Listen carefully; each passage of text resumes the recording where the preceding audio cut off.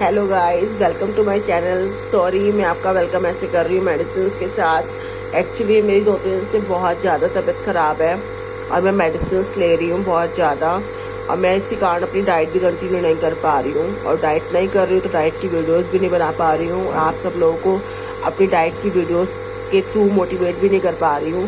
So guys please prayer for me कि मैं ठीक हो जाऊँ और मैं अपनी डाइट कर पाऊँ, क्योंकि मुझे अपनी डाइट करके अपना वेट लूज़ करना है। मेरा एक गोल सेट किया हुआ है अपना। आप भी अपना ध्यान रखिएगा। Okay bye, take care.